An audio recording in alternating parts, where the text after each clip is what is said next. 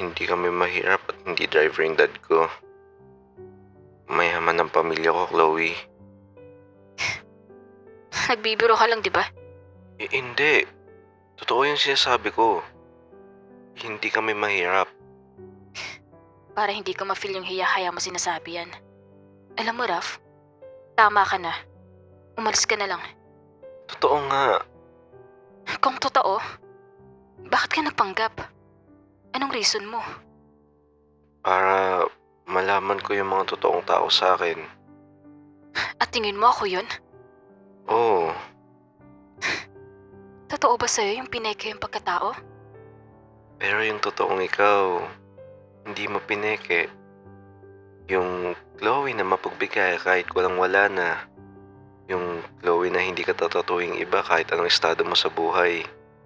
Kaya ko lang naman ginawa yun para makita ko kung sino talaga yung mga totoo sa akin. Yung hindi ako kakaibiganin dahil lang mayaman kami. Pero ikaw, kinaibigan mo kahit nalaman mong driver lang si dad at nakakitira lang kami sa boss niya. Doon ko napatunayan na totoo ka sa akin, Chloe. At alam kong hindi mo lang yung ginagawa para lang magpasikat o magyabang. Ginagawa mo yan kasi may malalim kang dahilan kung bakit mo ginagawa yan, Chloe. Na para bang alam mo yung dahilan kung bakit ko to ginagawa? Nabully ka kaya mo nagawa yun, tama? Yung kwento mo sa akin dati na yung classmate mo na binubully dahil mahirap siya at ulit-ulit yung suot niya. Alam kong ikaw talaga yun, Chloe. At kaya mo ginawa yun kasi natatakot ka na kapag nalaman namin sa room na mahirap ka lang, baka maulit yung pambubuli sa'yo. Naintindihan kita kaya mo ginagawa yun. Hindi ako magagalit sa'yo, Chloe. Paano mo nalaman yan? At paano mo nalaman na hindi talaga ako mayaman? Nagsimula yun sa bag mong may tastas. Nag-search ako about sa bag mo at doon ko nakita na magkaiba yung bag mo compare sa original.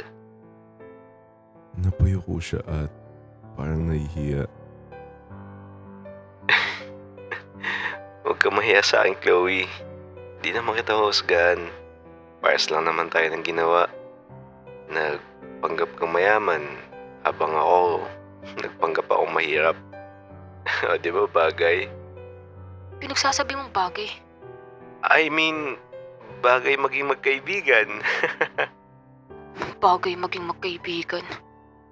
Kaya sa Monday, pumasok ka na. Ako nang bahala sa gastusin mo para sa school.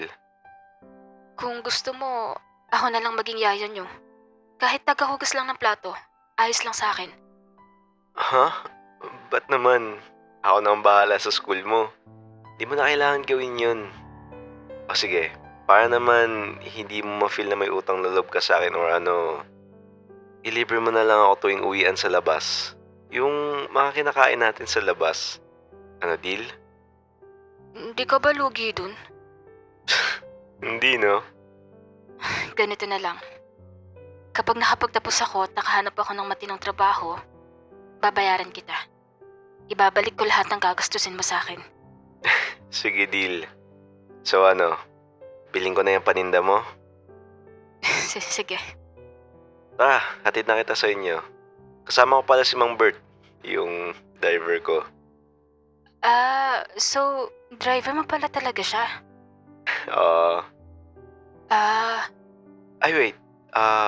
Gusto mo ba mag-mall? Bili tayo ng mga damit mo or mga gamit niyo sa bahay. ha? Hindi na.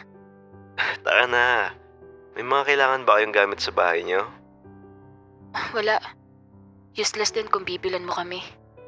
Ba't naman?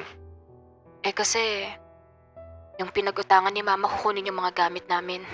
Dahil hindi pa kami nakakabayad. Kaya yung mga ibibili mo para sa amin, kukunin lang nila. Magkano? Nasa 30K. Di, samahan mo ako. Mag-withdraw tayo mamaya. Bakit? Para mabayaran ko na yung utang niyo. Ralph, hindi na. Papakiusapan na lang namin kung pwede bigyan pa kami ng ilang buwan para makapag-ipon. Paano kung hindi kayo pagbigyan? Eh di, wala kaming magagawa. May magagawa ka. Tara, sama mo na ako. Masyadong malaki yung 30K, Raf. Hindi ko kayang bayaran yan sa'yo. Huwag mo na isipin yun. Tara na. Thank you, Raf. Wala yun. Basta ikaw. Pumunta kami ng mall ni Chloe at doon na rin ako nag-withdraw. Bumili kami ng mga gamit niya, pati na rin para sa mama niya. Nahihiya pa siya pero pinilit ko siya. At pagtapos, hinatid ko agad siya sa bahay nila. Hindi ko alam kung paano kita pasasalamatan. Pero, thank you ng marami. Welcome. So, sa Monday papasok ka na? Oo. Pag uwi ko ng bahay, nakipagkwentuhan ako kay Dad. Nakwento ko na alam na ni Chloe yung about sa amin. Bukas papuntay mo si Chloe dito. Para naman makapagpakilala ko na maayos, diba? Yung hindi na driver ng boss ko. Sige po, Dad. Tulad ng sabi ni Dad, inaya ko si Chloe pumunta ng bahay.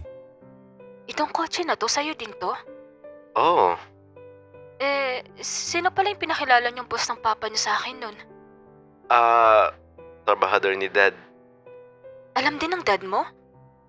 Oo. Siya pa nga nag-isip ng plano na yun eh. Alo, nakakaya naman. Huwag kang mahiya. Gusto ko nga niya makita ngayon eh. Hindi ba siya galit sa akin? Hindi ah. Mabait si Dad, Chloe. Hindi kayo si judge ni Dad. Alam niya yung pinagdaanan mo. Pagkarating namin, sinalubong kami ni Dad. Hi po, Tito. Oh, musta ka na? Tama upo ka. Kumain ka na ba? Hindi pa po. Pero kakain po ako sa bahay.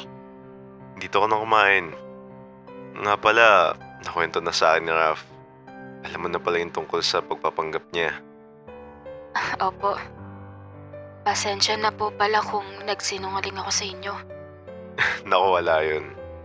Ito rin naman anak ko. Nagsinungaling sa'yo. Kaya, it's a tie. Nga pala, nabalitaan ko na nangungupahan lang kayo. Gusto mo ba lumipat ng tirahan? Hindi na po. Wala rin po kami pera para lumipat ng bahay. May bahay kasi kaming hindi nagagamit. Malapit lang dito sa mansyon namin. Gusto niyo bang lumipat doon? Po? Huwag kang mag-alala. Sagot ko na lahat ng bayarin doon. Kuryente, tubig. Pati na yung mga gamit sa loob ng bahay, kompleto na yun. Wala na kayong isipin renta buwan-buwan. Tito, hindi ko po alam sasabihin ko. Sobra-sobra na po ata yun.